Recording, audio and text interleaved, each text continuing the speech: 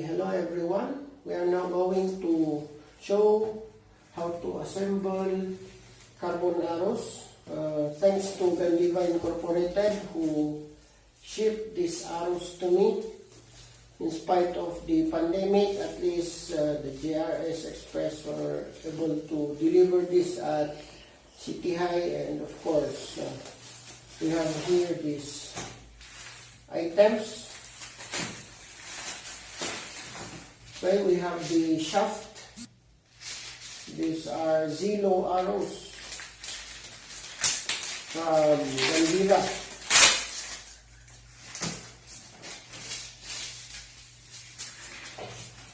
What is nice with this arrow is that it has already lines for the vanes or spin wings. And then let's try to look at the other items.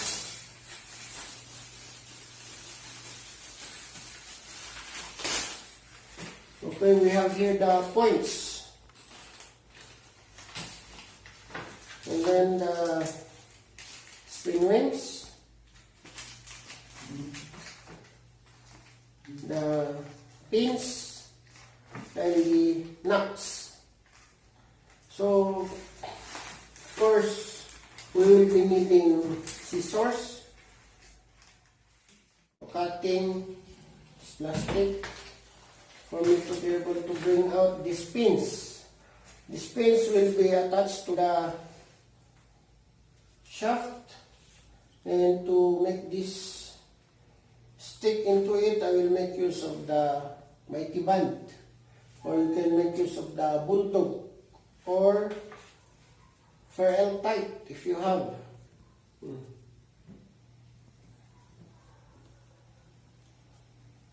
Then I'm going to at least twist it. I will make use of this to evenly distribute this also. This is where the nut will be attached.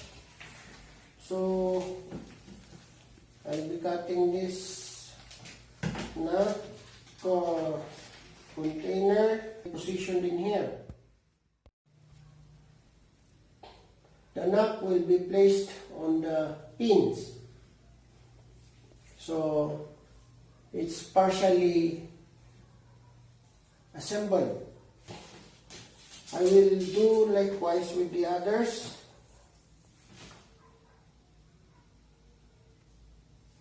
That you will evenly distribute the adhesive on the pins, which will be inserted in the shaft.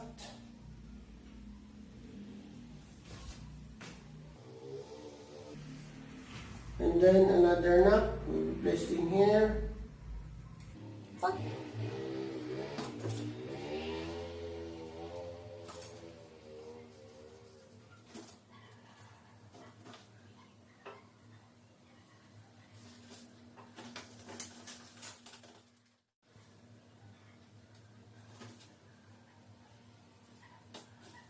While it's still wet, you remove the excess mighty band.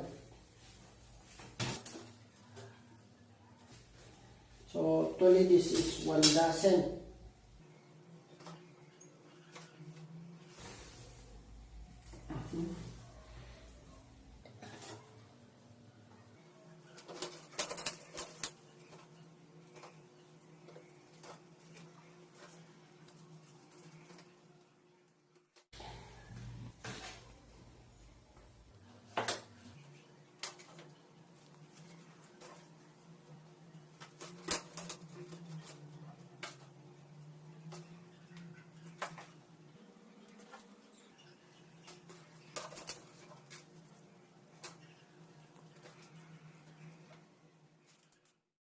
Now that we are done placing the pins and the nuts of these arrows, I am now ready to place the vanes or the spin wings. But prior to that, I need to wipe it with the wet tissue for it to be cleaned enough. As you see, there are still powders of carbon here, and it needs to be cleaned so that the adhesive tape will be able to stick. So as you see, a while back, the arrows that I am assembling is facing that direction. Now, those arrows that I already finished wiping will face here for me to easily identify the things that were not yet cleaned. Every activity should see to it that you have procedures to facilitate your task.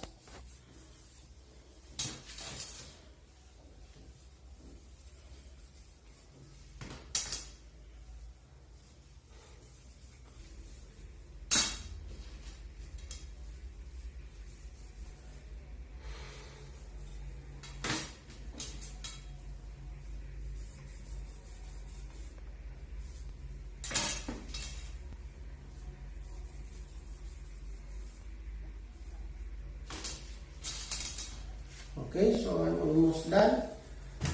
You can observe that this wet tissue is full of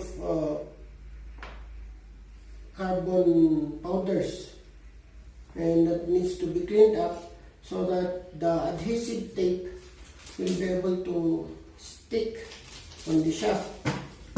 So, of course, we have this part again to be attached to the arrow. Remember, this will not be an arrow without the points and the veins.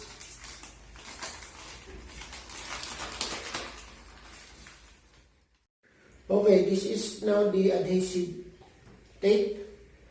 First, I'm going to measure these spin wings with the adhesive, then I'm going to cut it out. So this will be the length, and of course I will have this as the model for the other adhesives.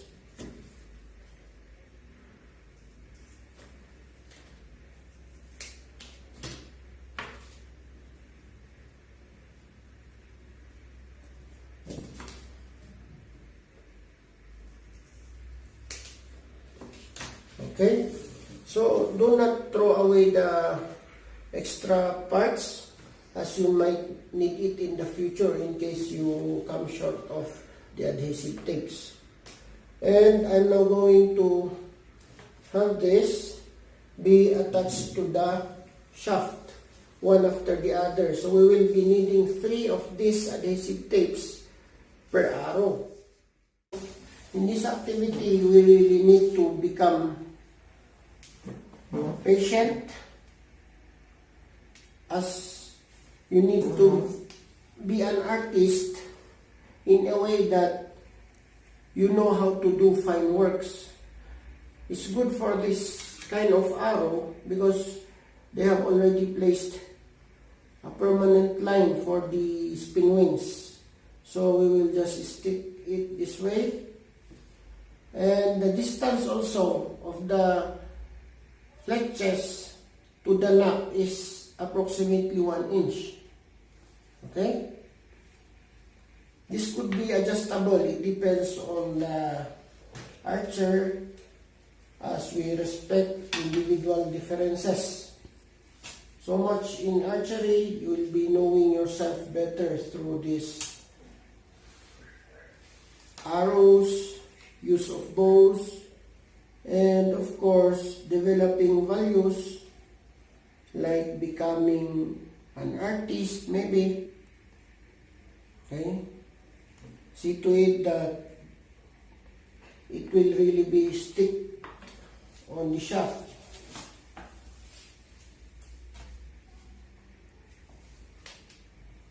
Every archer should learn how to assemble their own arrows.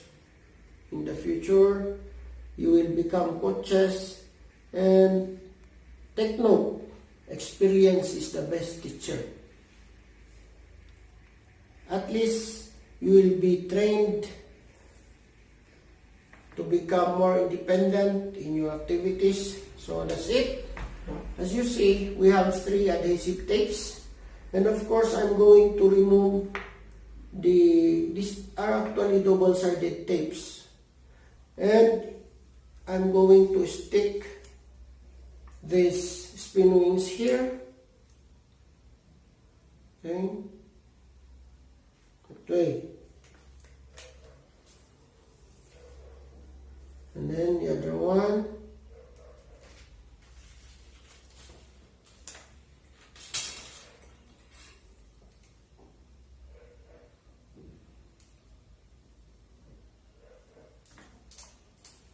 Okay.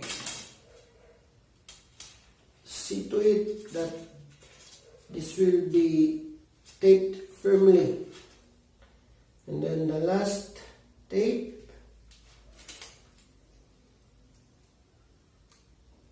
Here. So for SPS students and those who really want to become good in shooting, you must learn to assemble your own arrows, or even to replace these spin wings, as they are not really that permanent. Of course, after placing the vanes, we have this other part. This is the tape.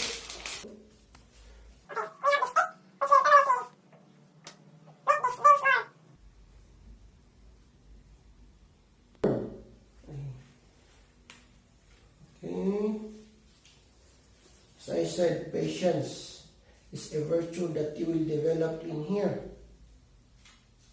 Okay, so I will tape it in this manner, clockwise. This will be turned counterclockwise as I move this clockwise. At least 2, and then cut it out. That's it. But the knot should be aligned again. See to it that the knot, when you place on the string, will be positioned in a way that one of the vanes will be facing 1 o'clock, 5 o'clock, and 9 o'clock. Okay? So that this one will serve as the cock fletch when placed in that manner.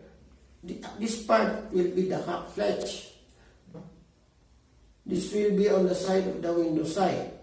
Remember, the string will be inserted in here. In that manner, that's the string. Okay? So this is in the direction of 1 o'clock, 5 o'clock, and 9 o'clock. Okay? Of course, to finish this arrow, I need to attach one point. The point will be attached last, as sometimes we cut the arrows at the draw length of an archer. Okay? So, the arrow will be placed in here using, if you do not have ferrule type, of course, we make use of this mighty band or bulldog. But that is, of course, after cutting it fit in the draw length of the archer. So, if you are going to have an approximate length that must be longer than the middle fingers of the archer, it must be here. So approximately in here, but it would be better if we really let the archer draw the arrow using his or her bow and then measure it with the clicker. Okay? Placing all the fletches and aligning the knot, I am now going to place the point with this adhesive. Okay? And then place it So that's it. That is already an arrow. Remember, this could not be called an arrow if we have missing parts. So, as I have been emphasizing, we have parts of the arrow, the point, the shaft, which contains also the crestings or the specifications of the arrow, the fletches. Of course, we have here the pin wherein the knob is attached. To sum it up, parts of the arrow, we have point or tip, shaft, fletches, knock, and crestings.